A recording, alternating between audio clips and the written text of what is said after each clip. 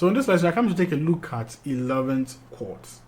And as we already know, I think many of you, if you follow the class very well, I think many of you have already constructed your 11th chords.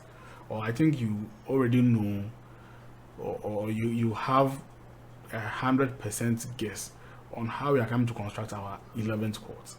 So you first of all construct your 9th chords.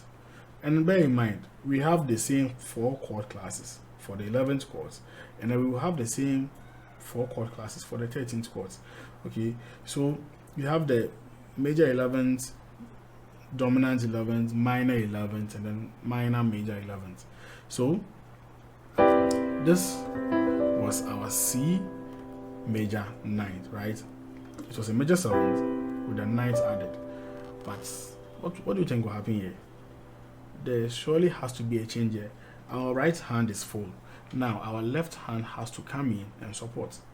Okay, so this is how I come to construct our 11th chord. So let me construct it with my left hand, or I can choose to play some of the notes with my left hand. I can choose to play the first 3 notes with my left hand like this, and then I'll play the 7th and the 9th with my right hand.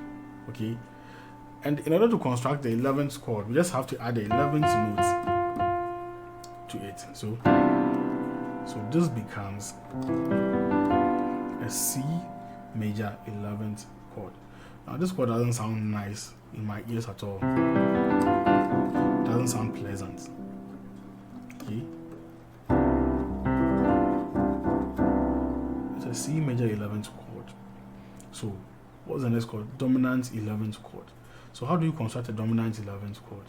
A dominant 11th chord is actually still a major chord, but the 7th, the major 7th has been made a minor 7th. That also, do you remember? So you see, we still have our major triad inside. We just have to make the major 7th a minor 7th.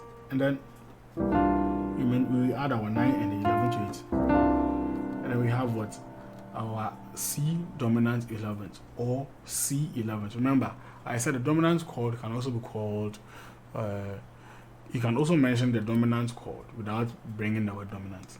Okay, so C11th or C major 11th.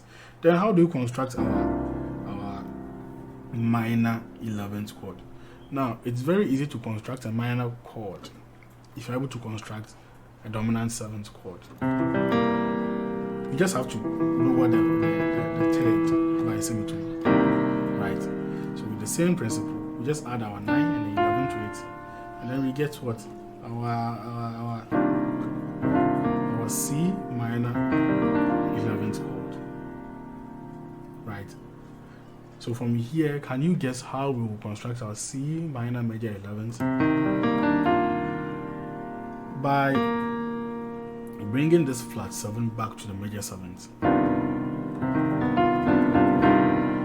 And then just by listening to the sound, you can testify that these are really advanced chords. That you can't just get up and apply these chords anyhow.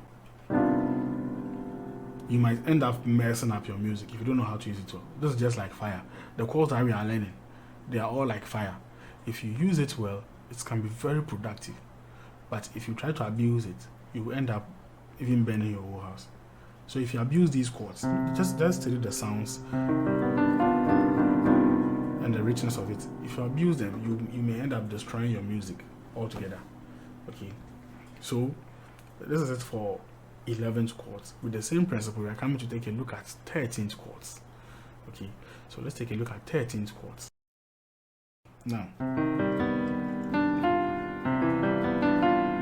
Now, so we already know from everything that we have been learning that if you want to construct your 13th chord, you just have to add one extra note, which is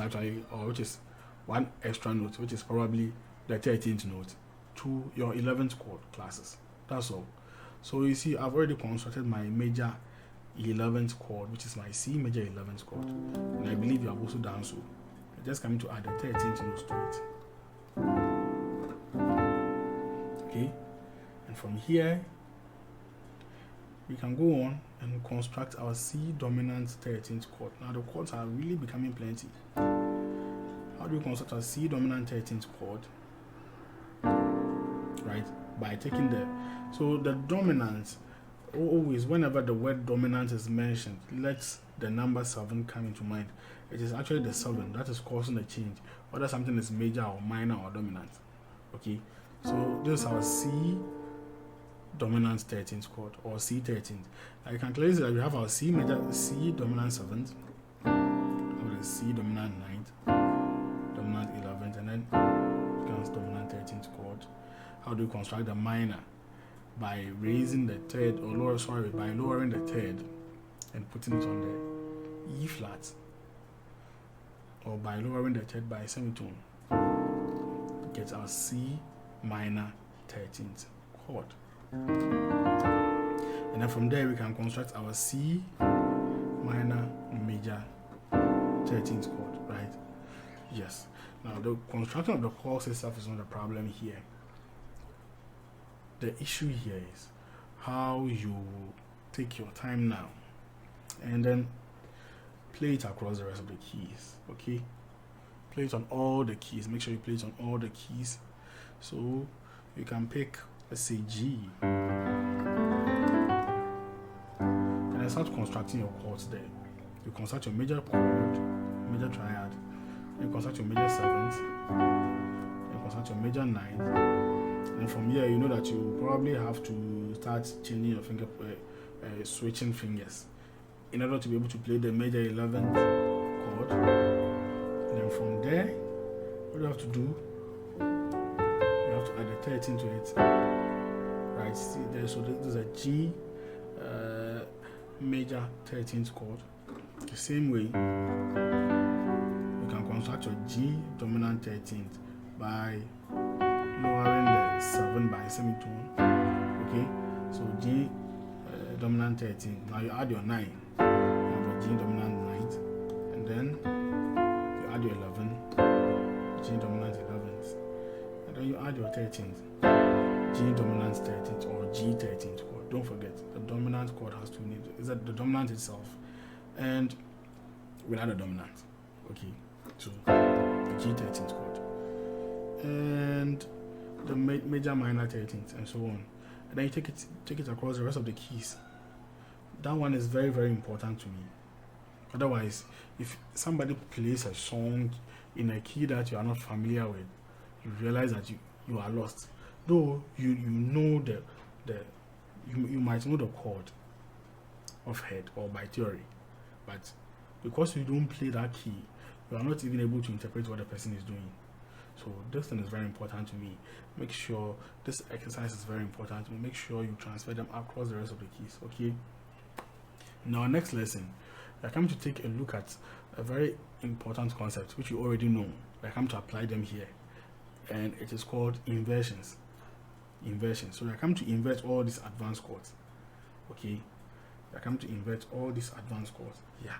And from there, we'll take a look at the altered chords, and so on. We'll continue we will continue with the lesson. Okay. Yes. So join me in the next lesson, and let's see how we can invert these 4 chords that we have learned: the 7th, 9th, 11th, and 13th. And why do we even have to invert them in the first place? You can't play. We don't play music with just one inversion throughout. We have to invert them. Okay. So join me in the next lesson, and let's take a look at how we can invert these chords, and then the different voicings that we will get out of inverting these chords.